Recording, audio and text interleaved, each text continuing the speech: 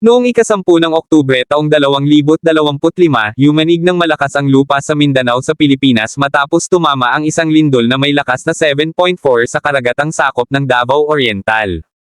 Nanginginig ang mga gusali, naputol ang mga linya ng kuryente, at nagtakbuhan ang mga takot na pamilya palabas ng kanilang mga tahanan habang umaalingaw-ngaw ang mga sirena sa gabi. Naglabas ng babala ng tsunami, dumagundong ang mga alon sa dalampasigan, at mahigpit na nagyakapan ang mga tao sa takot at panalangin. Hindi ito isang simpleng pagyanig lamang, ito ay isang malakas at marahas na paalala na maging ang mismong lupa ay hindi payapa. Matapos nito, itinanggal na ng mga opisyal ang babala ng tsunami para sa Pilipinas at Indonesia. Ito ay kasunod ng malakas na lindol na tumama sa katimugang bahagi ng bansa. Ang epicentro ng lindol ay nasa dagat malapit sa Mindanao. Inatasan ni Pangulo Ferdinand Marcos Jr. ang mga pampublikong pang-emerhensyang grupo na ROMSPAN sa lugar. May mga unang ulat ng pinsala sa mga gusali at pagkaantala ng kuryente. Ayon sa mga ulat, ito ay isang napakalakas na lindol, at bagamat ito ay malalim, hindi agad matukoy kung magdudulot ito ng malaking tsunami. Kaya naman nagkaroon ng matitinding babala. Mga minamahal, hindi ito mga hiwa-hiwalay na pangyayari. Ang mundo ay gumagalaw. Saan man tayo tumingin, tila daigdig mismo ay dumaraing, gaya ng isinulat ng Apostol Pablo sa Roma Kapitulo 8 versikulo 22. Sapagkat nalalaman natin na ang buong sangnilikha ay sama-samang dumaraing at nahihirapan hanggang ngayon. Mula sa mga lindol sa Asya, sa mga pagbaha sa Europa, hanggang sa mga sunog na sumusunog sa mga lungsod sa Amerika, iisa ang mensahe, sumisigaw ang daigdig. Para bang nararamdaman ng sangnilikha na may darating, isang makalangit at makapangyarihang pangyayari. Habang dumarami at lumalakas ang mga sakuna, pati ang mismong lupaing dati nating pinagkakatiwalaan ay tila nagiging marupok. Marami ang magsasabi na ito ay dahil sa climate change o natural na pagbabago, ngunit sinabi na ng kasulatan na ang mga ito ay mga pagsilang ng mga kapigatian. Binalaan tayo ni Jesus, magkakaroon ng mga taggutom at mga lindol sa iba't ibang dako. Ngunit lahat ng ito ay pasimula pa lamang ng mga paghihirap. Mateo Kapitulo 24 versikulo 7 hanggang 8. Kapag yumanig ang lupa, pinapaalalahanan tayo na walang bagay dito sa mundo ang tunay na matatag. Ang mga bansa ay bumabangon at bumabagsak. Ang mga ekonomiya ay nanghihina. Ang mga tao ay kumakapit sa mga bagay na akala nila'y ligtas. Ngunit ang kaharian ng Diyos lamang ang hindi matitinag. Ang pagyanig na nakikita natin sa mundo, sa mga bansa, at sa lipunan ay hindi aksidente. Ito ay makahulang senyales. Ito ay tinig ng Diyos na umaalingaw-ngaw sa buong sangnilikha, nagsasabing, magising kayo. Malapit na ang oras. May nangyayari. Ang mundo ay kumikilos. Malakas ang mga palatandaan. At tayo, ang bayan ng Diyos, ay dapat magkaroon ng mga taingang handang makinig sa sinasabi ng Espiritu sa mga huling araw na ito. Kapag may lindol na gaya nito, hindi lamang ito isang natural na sakuna, ito ay isang espiritual na paggising. Ang mundo ay dumaraing sa ilalim ng bigat ng kasalanan at naghahangad ng katubusan. Sapagkat nalalaman natin na ang buong sangnilikha ay sama-samang dumaraing at nahihirapan hanggang ngayon. Roma Kapitulo 8 versikulo 22. Malapit nang dumating si Jesus. Malinaw ang mga palatandaan. Marami ang nagtatanong, ano na ba ang nangyayari sa mundo? Dami-dami ang mga digmaan. Lumalakas ang mga sakuna. Bumabagsak ang moralidad. Ito ay hindi lamang mga balita, ito ay mga babala. Mga palatandaan na ang pagbabalik ng Panginoon ay malapit na. Ang katotohanan ay muling binibigyang kahulugan sa panahong ito. Ngunit para sa may mga mata upang makakita at taingang handang makinig, simple lang ang sagot. Malapit nang dumating si Jesus. Sinabi niya sa Kabanata 21, mga talata 25 hanggang 28. Magkakaroon ng mga tanda sa araw, buwan, at mga bituin.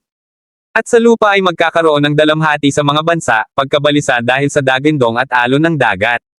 Kapag nagsimula ng mangyari ang mga bagay na ito, tumindig kayo at itaas ninyo ang inyong mga ulo sapagkat nalalapit na ang inyong katubusan. Ang mga pangyayaring nagaganap ngayon ay hindi aksidente, Diyos ang nangungusap sa sanlibutan. Siya'y tumatawag sa atin na magsisi, bumalik sa Kanya, at ayusin ang ating espiritual na kalagayan. Nakikinig ka ba? Tayo ay nabubuhay sa panahong makahula. Noong 1948, nang maging bansaang, natupad ang isang mahalagang propesya. Noong 2020, nang ma-lockdown ang buong mundo, maraming nagsimulang magtanong. At ngayon 2025, sa gitna ng mga digmaan, AI revolution, at sunod-sunod na kalamidad, nasasaksihan natin mismo ang katuparan ng mga hula. Sinabi sa Kabanata 24, talata 33. Kapag nakita ninyo ang lahat ng mga bagay na ito, inyong malalaman na siya'y malapit na, nasa pintuan na. Ibig sabihin, maaaring bumalik si Jesus anumang sandali. Hindi ito pananakot, ito ay kasulatan. Ito ay katotohanan. Ang kamakailang lindol ay isa na namang paalala mula sa langit. Isang mundo na hindi handa. Isang simbahang natutulog. Ang trahedya ay hindi lang nasa pagyanig ng lupa kundi sa espiritual na pagkabulag ng sanlibutan. Maraming tao ang mas abala sa mga uso kaysa katotohanan, mas nakatuon sa kaginhawaan kaysa kay Kristo. Maraming simbahan ang nagtuturo ng feel-good na mensahe, ngunit iniiwasan ang kagyat na mensahe ng Ebanghelyo. Ngunit kapag yumanig ang pundasyon, ang kaharian ng Diyos lamang ang mananatili. Sinabi sa Kabanata 12, mga talata 26 hanggang 27. Minsan pa iyayanigan ko hindi lamang ang lupa kundi pati ang langit, upang ang mga bagay na hindi matitinag lamang ang maiwan. Ano ang ginagawa ng Diyos sa mga huling araw na ito? Niyanig niya ang lahat, mga bansa, pamahalaan, ekonomiya, at mga puso, upang ang mga tunay na nakaugat sa Kanya lamang ang mananatili. Handa ka ba sa Kanyang pagbabalik? Ito ang pinakamahalagang tanong ngayon. Hindi, pumupunta ba ako sa simbahan? Hindi, nananalangin ba ako minsan isang linggo? Hindi, naniniwala ba ako na may Diyos? Kundi ito, nakatalaga ba ang buhay ko kay Jesu Kristo? Siya ba ang Panginoon ng aking isipan, gawa, oras, relasyon, at mga desisyon? Tumutunog na ang alarma ng Diyos. Magising ka, simbahan. Magising ka, mundo. Nauubos na ang oras. Ngunit narito ang mabuting balita. Habang yumanig ang mundo, hindi yumanig ang ating tagapagligtas. Sinabi sa Kabanata 13, talata 8. Si Jesu Kristo ay siya ring kahapon, ngayon, at magpakailanman. Maaaring pakiramdam mo'y bumabagsak ang iyong mundo, ngunit si Jesus ang bato na kailanman ay hindi matitinag. Maaaring magpanik ang mundo, ngunit magkakaroon ka ng kapayapaan, dahil alam mo kung paano magtatapos ang kwento. Si Jesus ay muling darating, hindi bilang isang sanggol sa sabsaban, kundi bilang isang makapangyarihang hari. Siya'y babalik sa kaluwalhatian at kapangyarihan, may tunog ng trumpeta ng langit na mauuna sa kanya. Bawat mata ay makakakita sa Kanya. Bawat tuhod ay luluhod. Bawat puso ay kikilalanin na si Jesu Kristo ay Panginoon. Hayaan nating paalalahanan tayo ng lindol tungkol sa walang hanggan. Ang mga nakaranas ng lindol noong ika-29 ng Hulyo ay hindi kailanman makakalimot, ang pagyanig, ang mga sirena, ang mga babala, ang takot, ang pinsala. Ngunit paano naman ang kaluluwa mo? Makakalimutan mo ba ang sinasabi ng Espiritu? Madalas tayong mamuhay na parang may sapat pang panahon. Ngunit ang walang hanggan ay isang tibok ng puso lamang ang layo. Huwag hayaang masayang ang pagyanig. Hayaan mong gisingin ka nito mula sa espiritual na pagkakatulog. Si Jesus ay malapit nang dumating, huwag kang madistract. Sinabi sa Kabanata 24, mga talata 38 hanggang 39. Sapagkat sa mga araw bago dumating ang baha, sila'y kumakain at umiinom, nag-aasawa at ipinag-aasawa, hanggang sa araw na pumasok si Noe sa daong, at hindi nila nalaman hanggang sa dumating ang baha at tinangay silang lahat. Mensahe ng Diyos sa panahong ito. Gumising. Bumalik sa akin. Malapit na ang aking pagbabalik. Ganyan ang mangyayari sa pagbabalik ng anak ng tao. Ang buhay ay magmumukhang normal hanggang sa mismong araw ng pagdating ni Jesus. Ang mundo ay magiging abala, nagdiriwang, naglulunsad ng mga kasal, nagsa-social media, nagtatrabaho para sa karera, gaya ng nakikita natin ngayon. At bigla siyang darating. Ikaw ba ay matatagpo ang gising o natutulog? Lubos na nakatalaga o malamig sa pananampalataya? Tapat o malayo sa Kanya? Dahil alam nating malapit nang dumating si Jesus, dapat mamuhay ng banal, talikuran ang kasalanan, at hanapin ang katwiran. Ipangaral ang Ebanghelyo, ibahagi si Jesus ng may apoy at pag-ibig. Maging mapagmatsyag, huwag hayaang antukin ang iyong espiritu. Palakasin ang isa't isa, at ipaalala ang pag-asang mayroon tayo kay Kristo. Mag-imbak ng kayamanan sa langit, at itoon ang puso sa walang hanggan higit sa makamundong tagumpay. Malinaw at malakas ang tinig ng Diyos sa panahong ito. Tutugan ka ba ng tahimik, o sisigaw ng, narito ako, Panginoon, handa ako. Malapit nang dumating si Jesus. Nasa atin na ang mga palatandaan. Maikli na ang oras, makapangyarihan pa rin ang Ebanghelyo, at napakahalaga pa rin ang iyong kaluluwa.